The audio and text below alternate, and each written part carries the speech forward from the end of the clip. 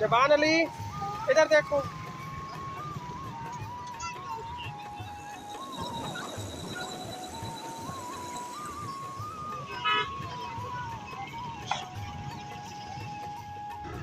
अस्सलाम वालेकुम, उम्मीद करता हूँ मेरे साथ बहन भाई ठीक ठाक होंगे। तो आज का व्लॉग शुरू कर दें मेरे दोस्तों। तो आज हम निकले हैं बैर, तो बच्चों को थोड़ा घुमा फिरा लेंगे और अपने दोस्तों को आज थोड़ी लाहौर की सैर कराएंगे।